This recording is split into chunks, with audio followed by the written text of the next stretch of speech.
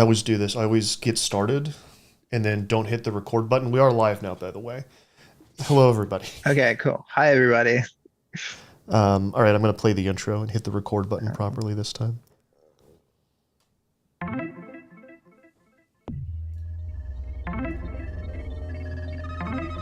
got the code. It's going to launch. It's a Unix system. I know this. It's all the files of the whole park. It tells you everything. Sir, he's uploading the virus. Eagle One, the package is being delivered. Hello, out there on the internet. I am Matthew Galt, and this is Cyber. A terrible April Fool's Day glitch screws over Uber drivers. Tenants in California are striking back against landlords and private banks. Do we need them? Today's episode of Cyber is a cipher, that infrequent version of the show where we decipher some recent tech news. It's a potpourri for the panopticon age, a grab bag of tech horrors, a not-so-gentle reminder that our work is not yet done. With me today is Motherboard reporter Roshan Abraham. Sir, thank you so much for coming onto the show and walking us through Thank some you. of this. Thanks for having me. Absolutely. So the tease up at the beginning of the show, the first thing I wanted to talk about was this April Fool's Day Uber glitch. So what happened to Uber drivers around April 1st?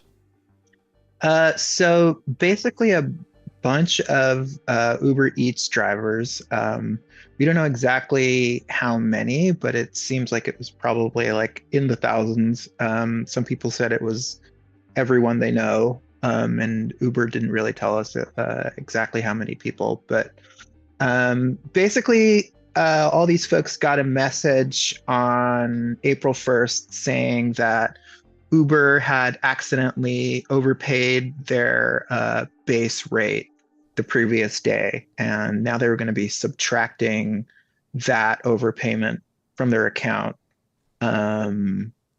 immediately. And so people basically got, these deductions, like immediate deductions in their account on April 1st, like very bad timing. I mean, there's probably no good time to do that, but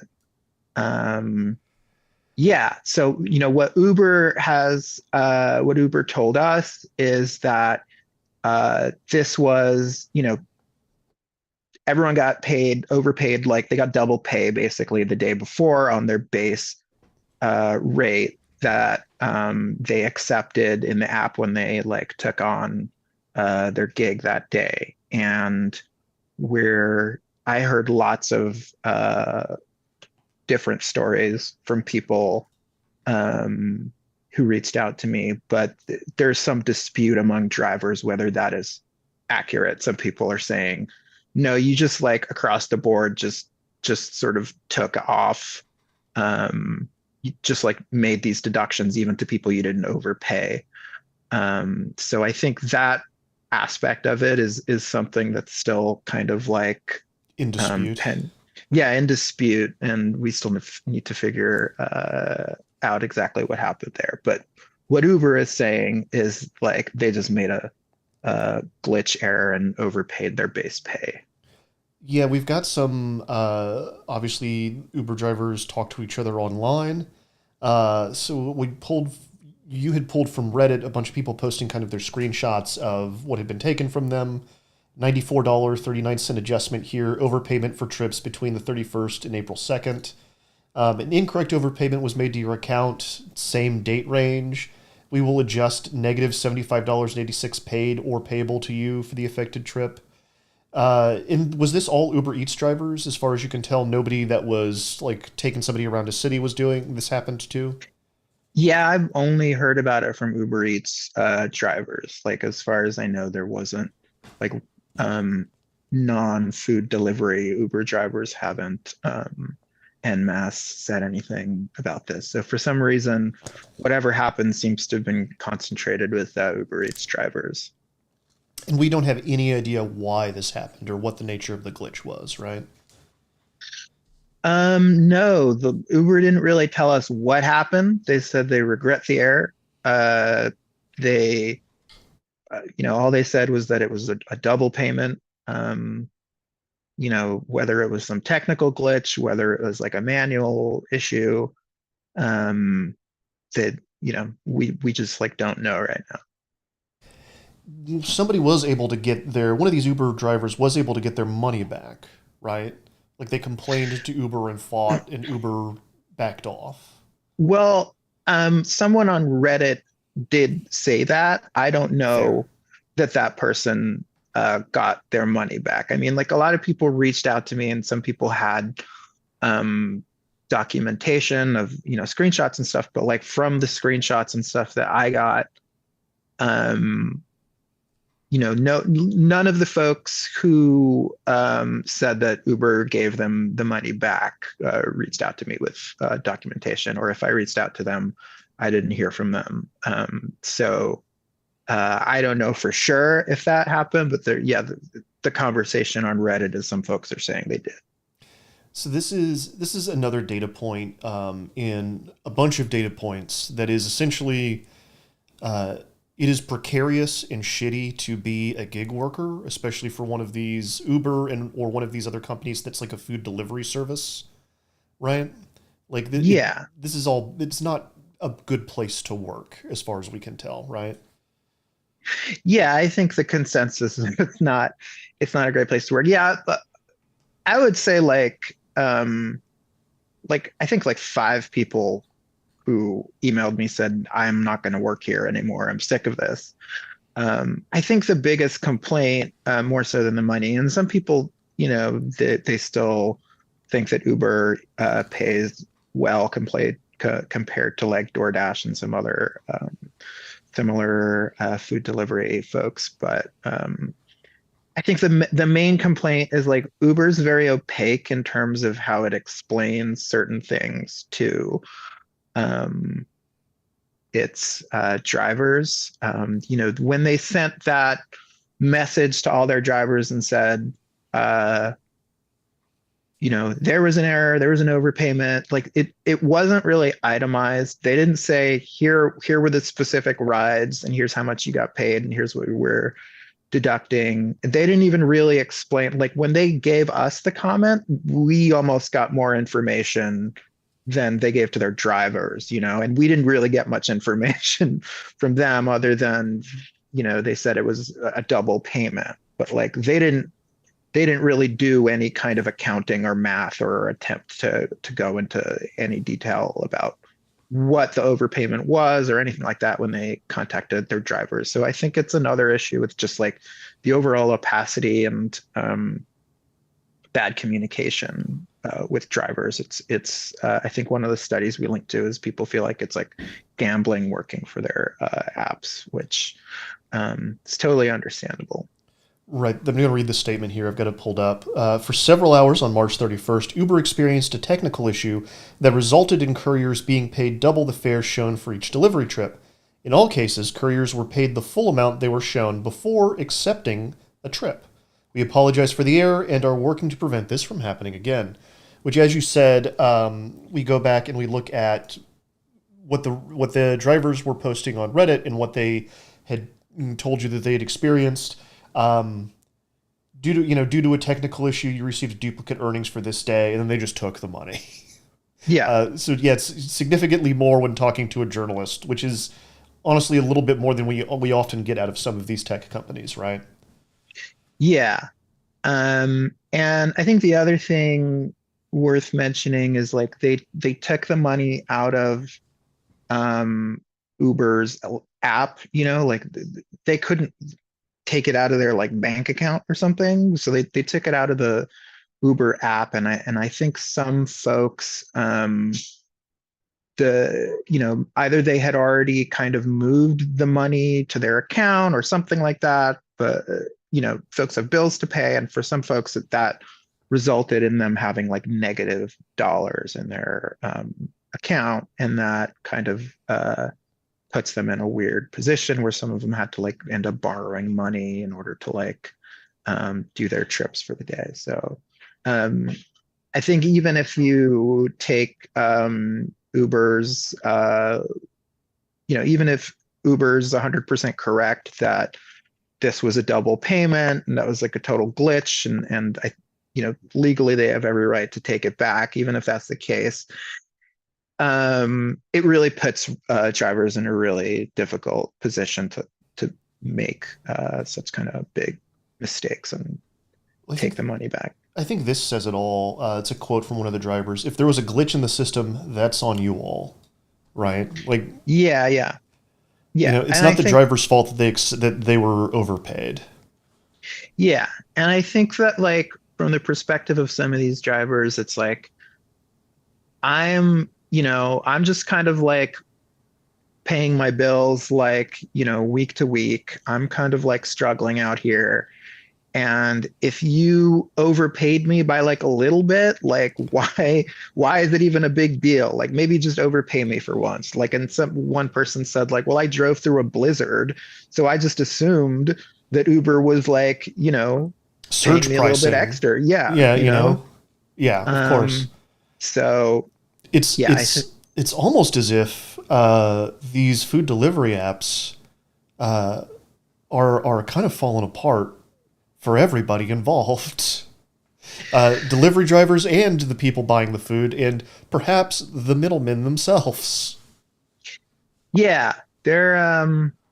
yeah, they're not fun. We'll see if um any of these companies are able to start turning a profit. But I imagine as they like increasingly try to like turn a profit, it's not going to be fun for anyone. When was when was the last time you used one, or have you ever used one?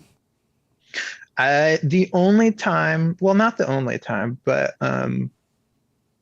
I generally don't use food delivery because I live in a very food rich area in Jackson Heights and Queens, and like pretty much there's like tons of great food in walking distance, so I generally don't have to.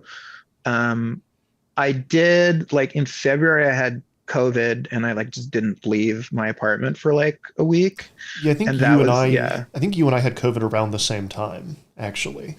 Oh Uh, wow, yeah. yeah, Sorry, sorry, you it also had sucks. Yeah, COVID. so No, we it's a both know. bummer. Yeah, but like that was the only time that I was like regularly using these apps, and it's definitely a lifesaver for that. Like I couldn't, I really didn't have energy to like go across the street and go to a grocery store or anything.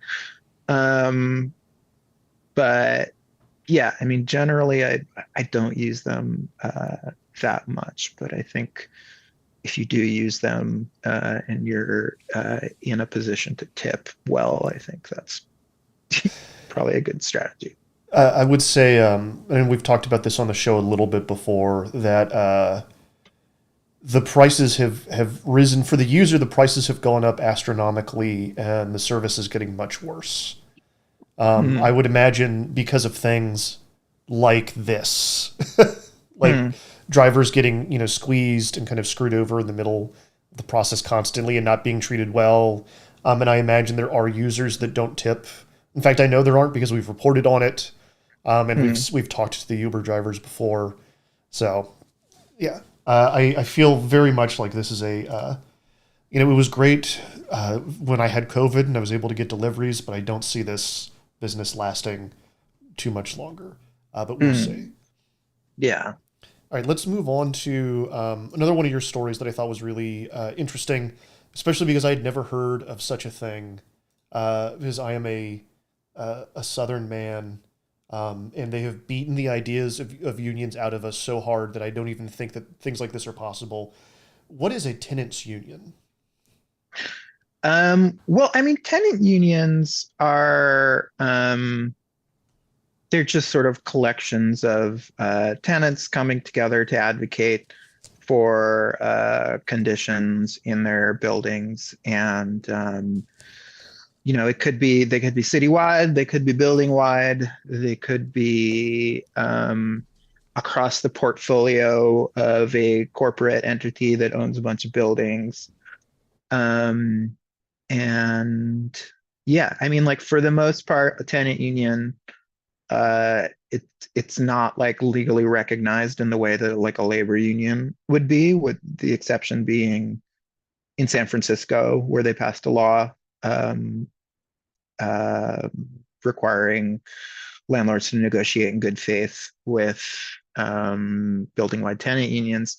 But yeah, I mean, the tenant union is just like a collective of renters coming together to advocate um, for improvements of the conditions in the homes where they live, or to sort of like beat back evictions, that kind of thing.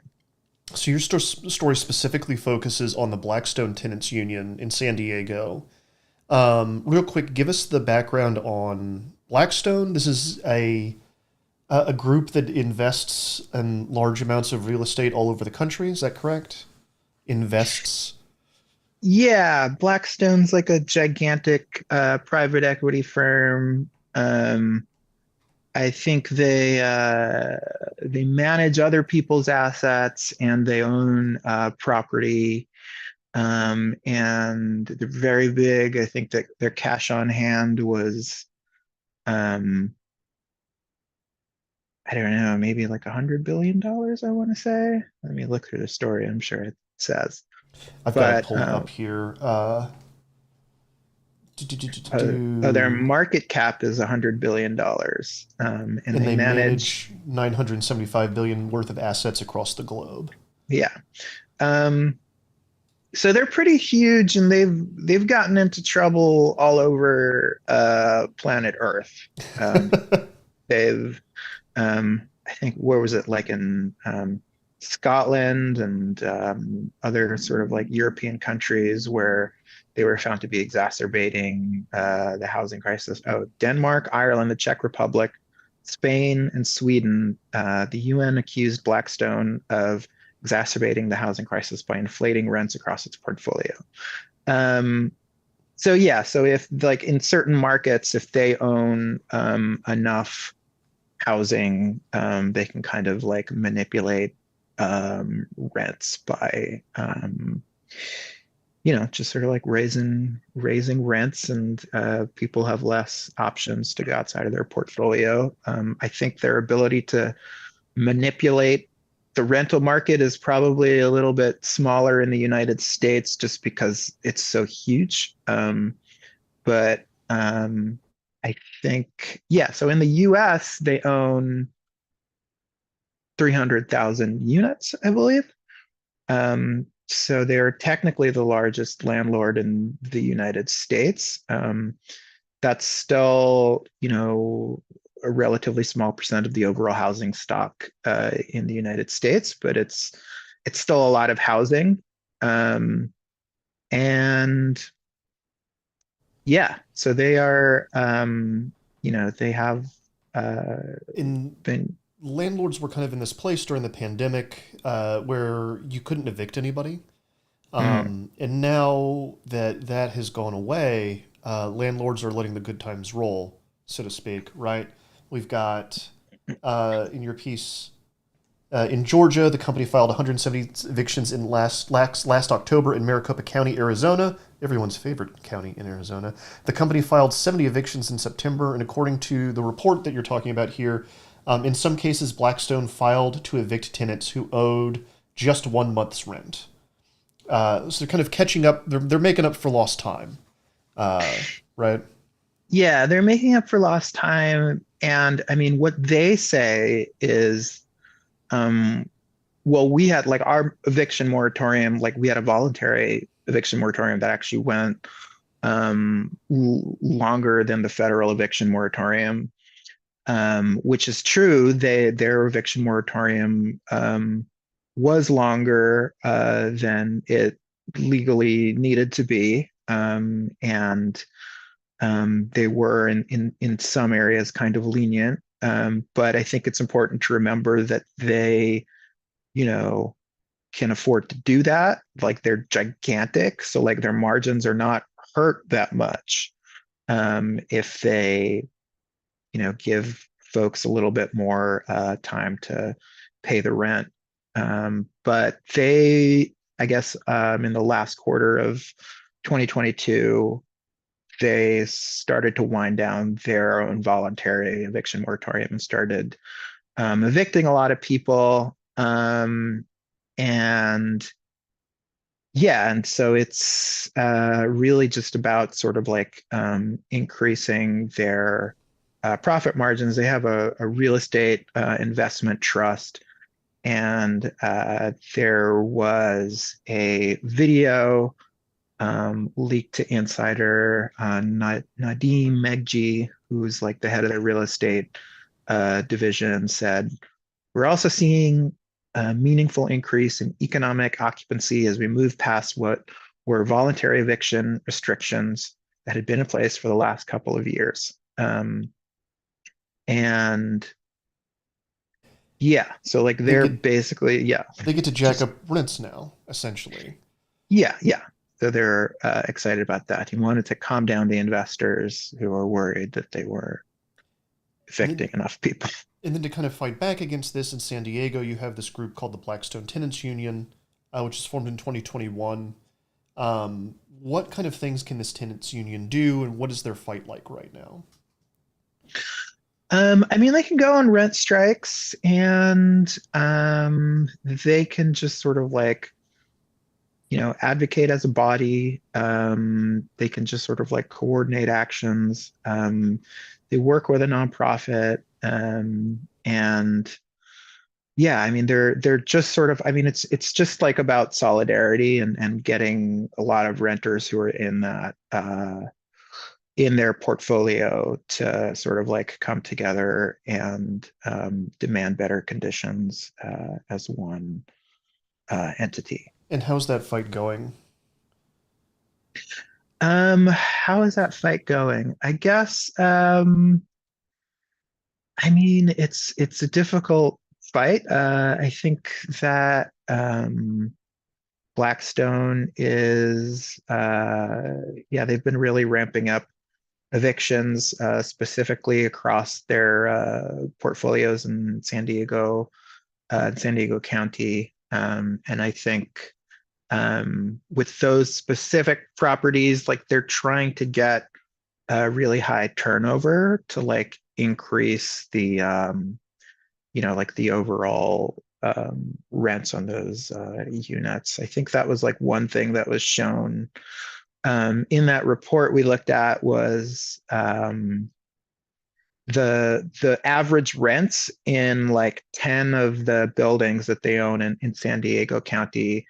They went up dramatically, and they went up by an amount that like they couldn't legally have gone up if they had the same tenants in the unit. In other words, in California, there is sort of rent control for just like renewing your lease, where like you can't raise the rent on a lease renewal by more than 5%. But the average rents had gone up by well above 5%. And, that just likely points to the fact that the turnover was really high. And if the turnover was really high, it's probably because a lot of people were getting evicted. This story in the piece really boiled my blood. Woman in San Diego with her family, they'd signed a 12-month lease agreement in August, agreeing to pay $2,192 a month. Then Blackstone takes over the complex where she's living, and they decide they're not going to honor that lease that she's already signed, right? And they're going to jack up the price. Yeah, yeah. That is one thing that happened. So basically, she had signed the lease. When she signed the lease, she went into the office and she lives with her brother and her husband. And she said, "Do I need to sign this lease along with my brother and husband? Can I just sign it just myself?" She was advised, "No, you just need to sign it yourself." And she signed the lease, and then she says every time she went to the office to pay the rent after Blackstone took over, there was a different person there who was like dealing with her. And like every time she went in, they would sort of be apologetic. And at first they said like, "Oh, we don't have the lease. We don't know where it is." And then she was like, "I have a copy. I'll just make you a copy." And then she like went, made a copy, gave it to them, and they apologized and were like, "Oh yeah, we'll fix it." And then they were like, they kept coming up with like little technical things that were wrong with the lease, and like every time she like did what they told her to do. And then finally, I think the most recent and last thing that Blackstone rep told her was, oh yeah, your husband and your brother who are living with you, they didn't sign the lease, so it's like not a valid lease. And I didn't have a chance to dig into exactly whether that makes sense in terms of California's rental law. But it's just it is pretty disturbing that they just kept kind of coming up with new We can just keep changing the explanations. rules on you, right? Yeah, just Yeah. kind of, yeah. And she eventually moved out, and it looks like Blackstone still says that she owes them $10,000. Yeah. So Blackstone is still fighting her over the $10,000. At some point, they stopped taking her rent. Like first, it was just 1 month's rent she owed, and then the office was like, "Oh, we can only take payments in full. So if you can't just pay 1 month and not pay last month, so we're going to take none of it." And over months, that grew to $10,000. And so when we asked Blackstone, they basically said like, "Oh, we have a blanket policy that if tenants can't pay rent for 1 month, we think it's better to not accept their rent if they can't pay in full. So they have money to move somewhere else." That's essentially what their narrative was, How kind of them. which doesn't really make sense because they're still pursuing $10,000 in back rent. So yeah, there you go. Good and cool. Let's make a connection to another story that you wrote about another study. The headline is "Want to Curb City Crime? Evict Fewer Tenants," study says. So what is this study? I believe there's several new studies actually. What is kind of what's going on here? Uh, yeah, this study is out of Cornell University, and this one's more recent, came out like this month. There have also been studies in Ohio, Pennsylvania, Boston. Those are older studies. Some of them are a few years old. And the study out of New York, it basically, I think, builds on the older studies, which show a clearer causal connection between evictions and certain types of crimes. But what the New York study basically looks at is two factors called social cohesion and economic connectedness, which I guess sociologists have clearly tied those two phenomena to decreases in crime when those two things are, when those two things increase in a city. So the New York report looks at those two factors, social cohesion, economic connectedness, and shows that they decrease in upstate cities in New York State where evictions have been taking place. But it doesn't draw a direct causal connection to crimes necessarily. Right. But it basically says, well, we can infer because of those two, those two sort of like data points that crime would probably increase because it's been proven that crime increases when those two factors decrease. How does somebody measure social cohesion? Well, this part was a little interesting. So like they pulled the data from something called Social Atlas, which I guess is a website that it basically just trawls Facebook, like Facebook friendships and connections and interactions and likes, I guess. And and looks at that and can come up with measures of social connectedness and economic connectedness for different geographic areas. So, I mean, I wasn't familiar with this beforehand. The researcher behind the report said, what did he say there? It's highly consistent with the growing state of knowledge on evictions community impacts. And the Facebook data, the measures are far from perfect, but that atlas has been one of the higher profile, finer spatial resolution attempts to measure various dimensions of social capital across the US. So yeah, so it's basically pulling from Facebook data to come up with these measurements. But yeah, not perfect, but I think that looking at some of the data from other cities is also interesting, and I think adds some context. Right. New York's not a monolith, or it's not representative of the entire country. But it does seem like there is something going on in most American cities that is connected to all of this stuff. Rents are getting higher. It's harder for people to hold on to what they have. There's a houselessness crisis, right? And it's especially Yeah. bad in places like Los Angeles, where you wrote about what the mayor's new proactive program is. Can you tell me about that? Yeah.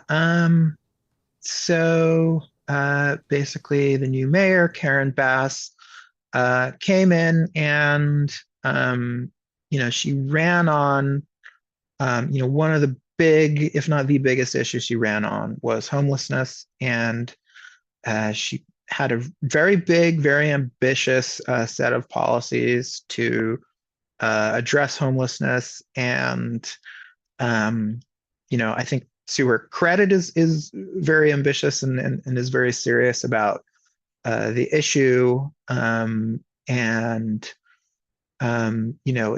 think that it's still, some of her policies are kind of new and they're still kind of shaking out, but there were a lot of questions as to whether she would, continue some of the like negative approaches of her predecessor. What are those negative approaches? Yeah, so Garcetti, who's the previous mayor, in terms of outdoor homelessness, unsheltered homelessness, he's very, I guess, very, not shy about using police. And there were some really high profile, very negative incidents, particularly around the Echo Lake encampment, where a bunch of people were arrested. I believe some journalists were arrested. And in the end, the vast majority of those people just kind of got pushed around and didn't end up in any kind of permanent housing. So yeah, I think there's been a real tension with a lot of mayors across the country who get tons of flack from their housed constituents complaining about encampments for being eyesores, unsightly, in their belief of increasing crime, and sometimes there are pockets of open air drug use and that kind of thing. So there's been tension between that and using this very blunt and I think ineffective strategy of getting police to come in and move people when there's nowhere for them to go. Right, and kind of just move them to another location where they have kind of set up a different style of encampment, right? Yeah. Because if you're not giving people kind of long-term places to live, all you're doing is kind of moving the issue around, and it's I mean, I think when mayors kind of feel like they have their hand tied for whatever reason to address homelessness, they're like very eager to just throw the police out there just for the short-term political gain of being able to tell their voters that they did something, even if that thing is not helpful at all. I did something. Here are the pictures of me doing something. Yeah, yeah. Um, But back to Karen Bass, I think, yeah, so she wanted to take, a softer touch, but didn't give like a whole lot of details. And I think, her whole comprehensive plan is a little bit more, there are some really good things in there. Like she wants to find more like city-owned land and build permanent housing and, kind of like get through kind of bureaucratic red tape and like all that stuff, which is good. But in terms of encampments, her plan was, she called it, I think either inside safe. Inside safe. Yeah. So and these plans, like they always have some kind of name like that. That's kind of like very gentle and very compassionate sounding. So like, I don't think the name was going to like communicate necessarily what the policy was. But yeah, so it's called Inside Safe. She was kind of cagey about whether it would involve police. I think she said at a press conference, well, they're going to be there if we need to have them there, but like this isn't about policing. And so, I think in practice, there have been kind of a few issues with the program. I think the overarching thing is like the program, it moves, it's like she's doing it maybe probably a little bit too quickly and hasn't prepared what she has promised, which is that, what she said was like, okay, we're going to go to people on the street and we're going to offer them, hotel stays, single room hotel stays. Well, actually, I don't think she said single room, but we're going to offer them hotel stays. And they will be able to stay in that hotel for either up to a year or up to 2 years. And then we will transition them to permanent housing. And people were really skeptical of this because it like sounds nice to a lot of people, but it's like, how are you going to follow through? Is this actually what's going to happen? And so I think in practice, the problem was that the hotel rooms weren't all secured. And then, people were being shuffled around between hotel rooms. People were in a hotel room for a week. Then they got moved to a different hotel room that had like way more strict rules, way more carceral. And there were some folks where, rewinding my thoughts here. There were some folks who were, there was concerns about police. And as I said, she'd kind of downplayed police, but didn't make it clear if she was going to use police. But what folks told me is like, no, there's police at almost all of these inside safe operations. They're not jumping out and handcuffing everybody. And I think that Mayor Bass has touted 0 arrests, which as far as I know is correct. There haven't been any arrests in any of these actions, but like, it's Department of Sanitation going out and basically like taking people's property and, clearing up these encampments. And they can call the police at any point. Sometimes they go with the police. Sometimes the police are nearby and they'll just interact with someone who may be having a mental health crisis and they don't know how to handle it. Then they call in the police. So the police, if they're not there immediately, it seems like they do usually show up.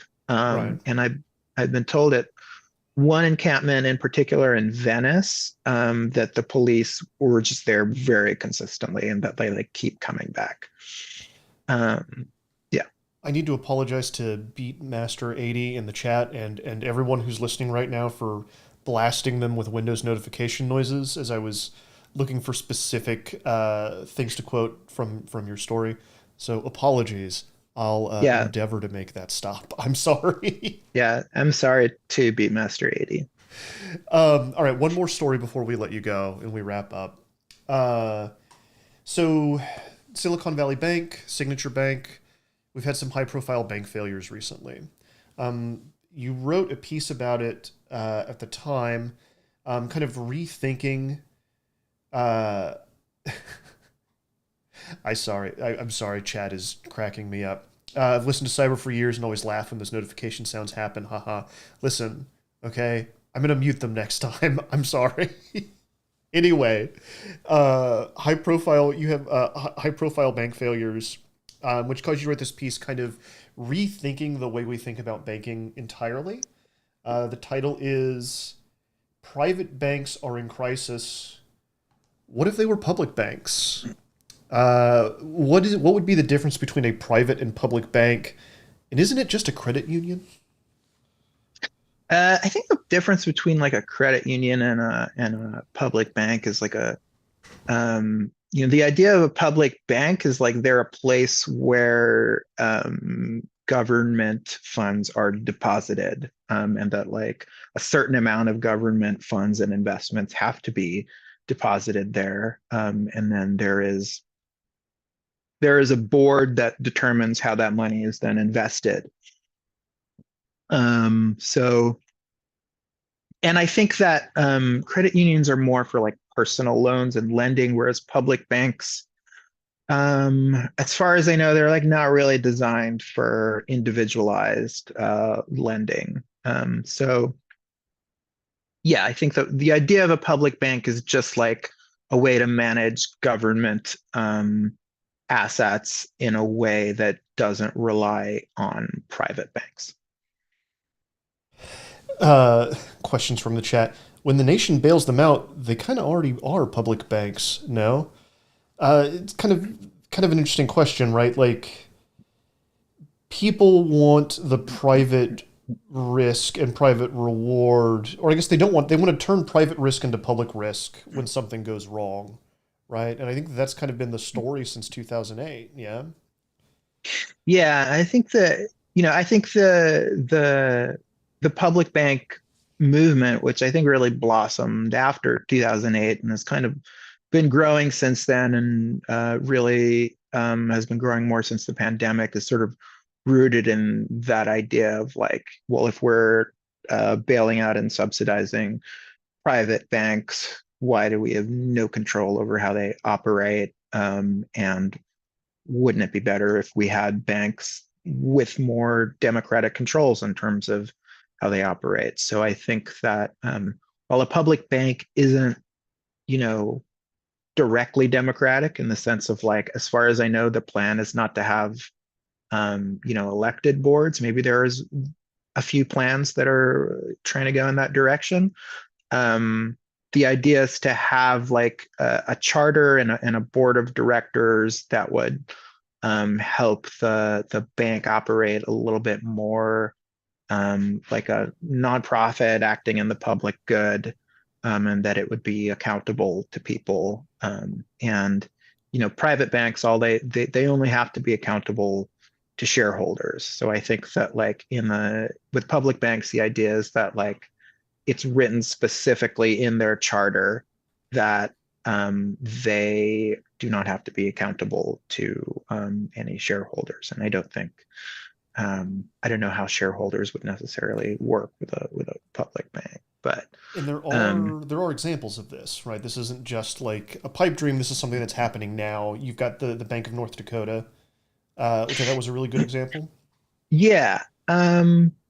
Yeah, there's not a lot of examples. So the Bank of North Dakota is the one state in the U.S. that has a public bank. So it's been really successful in a lot of ways, and in some ways there are aspects of it that's kind of a cautionary tale for like whether these banks would operate more ethically. I think that, you know, over the course of its existence, it's made tons of investments in like small farms and farmers and businesses, to an extent that I don't think a private bank would have. However, it's also kind of invested in like fracking, in I think they helped fund the like police response to the pipeline in North Dakota, Dakota Access Pipeline. Yeah, So things like that. they lent law enforcement $10 million. Yeah. So in that sense, it's like, you know, the board of the Bank of North Dakota okayed those things, and for whatever reason, I don't, you know, I don't know what the politics are like on the ground necessarily in North Dakota. Maybe a lot of their constituents and a lot of the folks or small businesses they lend to are fine with those investments.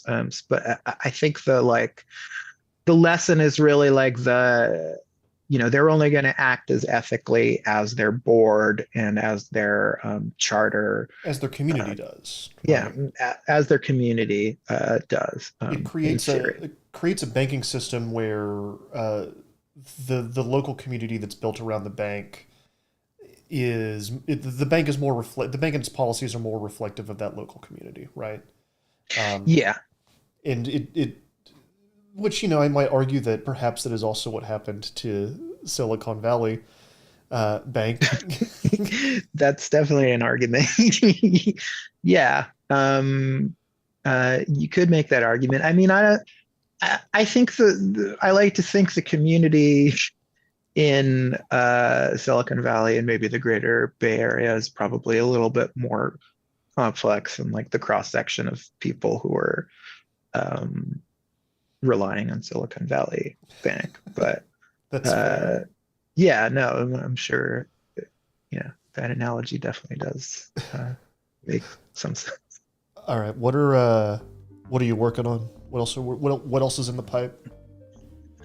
I have a story coming out Monday about, you know, you mentioned tenant unions, and I mentioned that in San Francisco they do have a law that forces landlords to negotiate with tenant unions. It's the only law in the country that makes it mandatory to negotiate with a tenant union.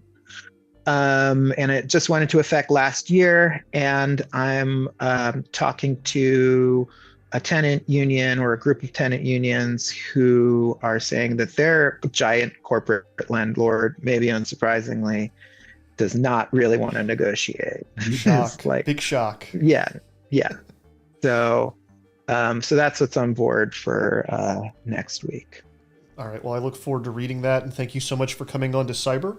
Thank you. Thanks for having me. Absolutely. If you like the show and you enjoyed listening to this, you can join us live, and you can hear me doing the Windows notifications live and be punished by them in the instant, and then yell at me online. Go to twitch.tv/motherboard TV or youtube.com/motherboard. Follow us there. You will be notified when we go live. Thank you so much to everybody in the chat. I know Linux is better. I just don't want to. I don't want to deal with it. I don't want to mess with it. Everybody. Seeing some people asking for more UFO episodes. There's going to be more UFO episodes. We're going to bring Becky back. We're going to do like a science roundup of a bunch of her science reporting and do some more speculating about the lights in the sky. Real men use DOS. Yes, of course. These days, though, you really want to mess with the DOS window? Anyway, I'm getting caught up in chat. It's time to go. It's 3:30 on a Friday. Goodbye, everybody. Bye, everybody.